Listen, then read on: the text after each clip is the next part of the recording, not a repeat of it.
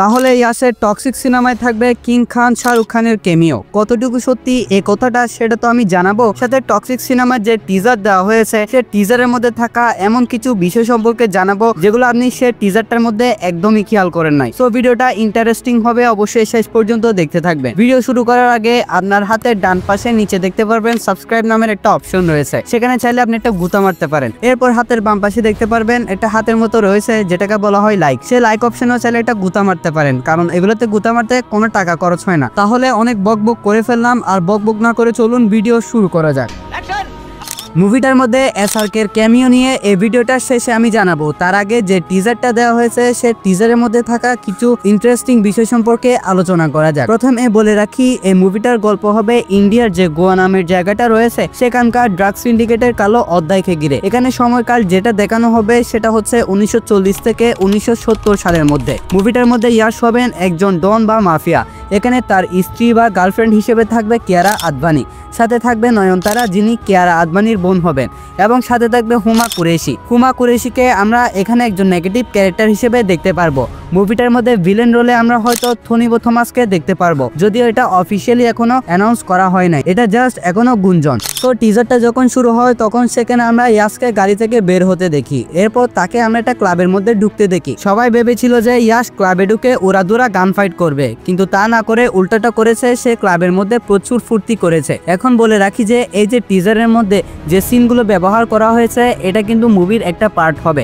আপনি মনে করিয়েন না যে এই টিজারের সিনগুলো শুধু টিজারের জন্য শুট করা হয়েছে, না, এগুলো টিজারের জন্য শুট করা হয় নাই, এটা মুভির একটা পার্ট। এখন কথা বলা যাক আসল বিষয়টা নিয়ে। এখানে ইয়াসকে আমরা যখন গাড়ি থেকে বের হতে দেখতে পাই তখন তার পিছনে থাকা কিছু লোক, যদি আপনি খেয়াল করেন, তারা ইয়াসকে দেখে পুরো আতঙ্কিত হয়ে গিয়েছিল। তার কারণ হচ্ছে যেমনটা আপনি জানেন ইয়াস কিন্তু এই সিনেমাটার মধ্যে অনেক বড় মাপের একজন মাফিয়া হবেন। সো যেহেতু ইয়াস এই ক্লাবের মধ্যে এসেছে তাই তাকে দেখে পিছনে থাকা কিছু মানুষ ভয় পেয়ে আতঙ্কিত হয়ে গিয়েছে। এরপর ইয়াসকে আমরা ক্লাবের ভিতর যাইতে দেখতে পাই। সেখানে অনেকগুলো মানুষ পার্টি করছিল। এখানে যারা পার্টি করছিল তারা কেউই সাধারণ মানুষ ছিল না, তারা প্রত্যেকেই ছিল এক একজন গ্যাংস্টার। হয়তো এই ক্লাবটার মধ্যে গ্যাংস্টারদের আড্ডাখানা হয়, যেখানে গ্যাংস্টাররা বিভিন্ন রকমের ড্রাগ ডিলিং বা মিটিং এর জন্য এসে থাকে। এরপর ক্লাবের ভিতরে যখনই আসে ইয়াস আর পিছনে অনেকগুলো মানুষ আমরা দেখতে পাই যারা ছিল ইয়াসের গ্যাং এর মেম্বার। আর ইয়াসের ঠিক পিছনে থাকা এই ব্যক্তির নজর কিন্তু সামনের দিকে নয়, সে অন্যান্য যারা সেখানে উপস্থিত রয়েছে তার নজর হচ্ছে তাদের দিকে।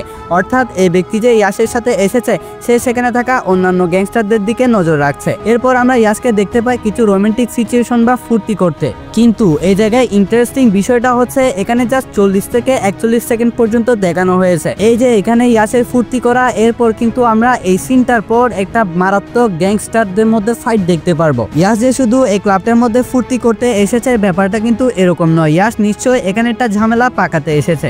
অর্থাৎ আমি যেমনটা অলরেডি বলেছি ইয়াস এখানে ফুর্তি করতে আসে নাই, সে এখানে নিশ্চয়ই একটা ঝামেলা পাকাবে।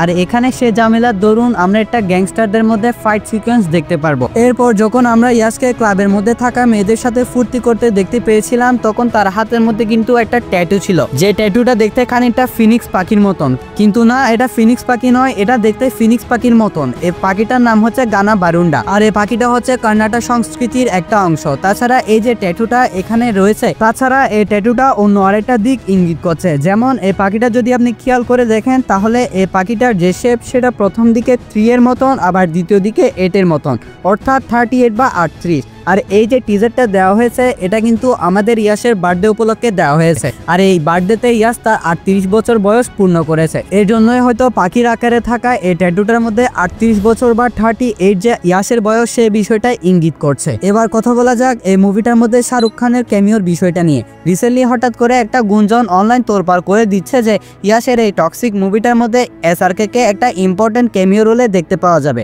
আর যদি শাহরুখ খানকে টক্সিক মুভিতে ক্যামিও রোলে দেখতে পাওয়া যায় তাহলে ভাই বিশ্বাস করেন টক্সিক মুভির বক্স অফিসের যে ইনকামের অ্যামাউন্টটা এটা আরো বেশি বেড়ে যাবে। এসআরকে যদি আসলে এই মুভিটার মধ্যে থাকে তাহলে নর্থের থেকে একটা হিউজ অ্যামাউন্টের কালেকশন ইজিলি করে ফেলতে পারবে টক্সিকের টিম। যদিও শাহরুখ খানের ক্যামিওর বিষয়টা এখনো গুঞ্জন, এখনো এটা অফিসিয়ালি অ্যানাউন্সমেন্ট করা হয় নাই। তবুও এই যে গুঞ্জন এটা কিন্তু অনেকখানি স্ট্রং, কারণ হচ্ছে ইয়াস নিজে বলেছে যে সে শাহরুখ খানের একজন ডাইহার্ট ফ্যান। ইয়াস যদি শাহরুখ খানকে এই মুভির মধ্যে ক্যামিওর জন্য রিকোয়েস্ট করে তাহলে শাহরুখ খান অবশ্যই টক্সিক মুভিটার মুভিটার মধ্যে ক্যামিও দিতে মানা করবে না, তিনি অবশ্যই ক্যামিও দিবেন। তাছাড়া 2025 সালে কিন্তু শাহরুখ খানের কোনো মুভি আসে না, যার কারণে হয়তো টক্সিক মুভিটার মধ্যে ক্যামিও রোলের মাধ্যমে বড় স্ক্রিনে ধরা দিতে চলেছেন king Khan Shahrukh Khan. Let's see, এটা দেখা যাক যখন মুভিটা রিলিজ পাবে, যখন অফিসিয়ালি এই বিষয়টা অ্যানাউন্স করা হবে, তখনই এই বিষয়টা সম্পর্কে সম্পূর্ণ জানতে পাওয়া যাবে। সো গাইস, আজকের এই ভিডিওটা ছিল এতটুকু পর্যন্ত। যদি আপনার ভালো লাগে তাহলে অবশ্যই লাইক এবং চ্যানেলটা সাবস্ক্রাইব করে রাখবেন। দেখা হচ্ছে নেক্সট ভিডিওতে, ততক্ষণ ভালো থাকবেন, সুস্থ থাকবেন, টেক কেয়ার, আল্লাহ হাফেজ।